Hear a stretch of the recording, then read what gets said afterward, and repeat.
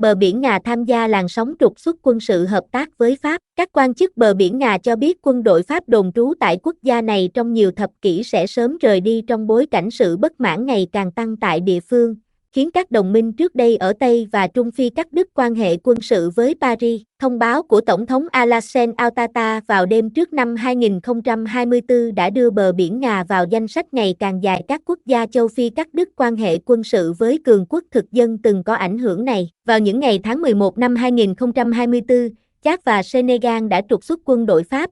Gia nhập một số quốc gia Sahel đã làm như vậy kể từ năm 2021. Một số đặc điểm của chính sách mới là triển khai tạm thời, thay vì hiện diện quân sự thường trực và tập trung nhiều hơn vào việc huấn luyện lực lượng địa phương. Tại sao bờ biển Nga trục xuất quân đội Pháp? Trong bài phát biểu năm mới 2024 trước toàn dân vào ngày 31 tháng 12, Tổng thống Ouattara cho biết chính phủ bờ biển Nga đã quyết định trục xuất quân đội Pháp vì quân đội bờ biển Nga hiện đã có hiệu quả. Ouattara không đưa ra bất kỳ lý do nào khác. Chúng ta có thể tự hào về quân đội của mình, hiện đang có hiệu quả trong quá trình hiện đại hóa. Trong bối cảnh này, chúng ta đã quyết định rút quân để phối hợp và tổ chức với các lực lượng Pháp, Ouattara cho biết. Ông nói thêm rằng tiểu đoàn bộ binh hải quân số 43, BIMA, một căn cứ quân sự của Pháp đóng tại Port-Bét ở thủ đô kinh tế Abidjan, sẽ được bàn giao cho quân đội bờ biển Nga bắt đầu từ tháng 1 năm 2025. Quân đội Pháp đã giúp quân đội bờ biển Nga chống lại các nhóm vũ trang hoạt động ở Sahel và mở rộng sang các quốc gia dọc theo vịnh Guinea,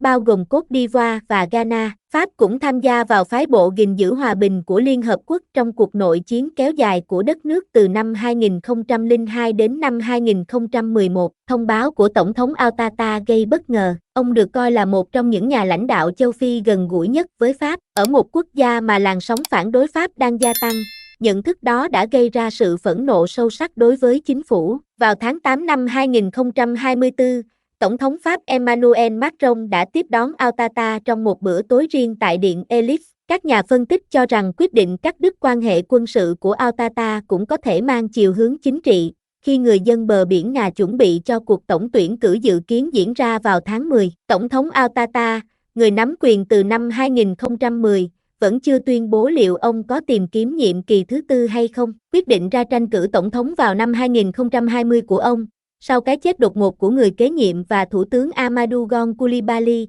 đã làm dấy lên sự phẫn nộ rộng rãi trong số những người phản đối ông. Tại sao Pháp phải đối mặt với sự phản đối ở châu Phi? Trong những năm gần đây, Pháp đã phải đối mặt với sự chỉ trích chưa từng có từ người dân ở các thuộc địa cũ của mình ở Tây và Trung Phi. Từ Mali đến bờ biển Nga, hàng nghìn người đã xuống đường biểu tình, yêu cầu chính phủ của họ cắt đứt quan hệ với Paris mãi mãi. Một số bất bình bắt nguồn từ các tranh chấp lịch sử về chủ nghĩa thực dân. Sự cai trị trực tiếp của Pháp trong thời kỳ thuộc địa được coi là đã làm suy yếu các thể chế, văn hóa và lãnh đạo truyền thống, đồng thời áp đặt các phong tục và quan chức châu Âu lên người dân địa phương. Các quan chức Pháp cai trị các thuộc địa được coi là đặc biệt khắc nghiệt, cả trong quản lý và trong nỗ lực củng cố chỗ đứng kinh tế của Pháp. Sau khi các quốc gia giành được độc lập vào những năm 1960, Paris đã xây dựng một mạng lưới quan hệ chặt chẽ với các nhà lãnh đạo và giới tinh hoa châu Phi, được gọi là Francfort, để bảo vệ các lợi ích kinh tế to lớn của Pháp và duy trì quân đội Pháp trên thực địa. Hơn 200 công ty Pháp hoạt động trên lục địa,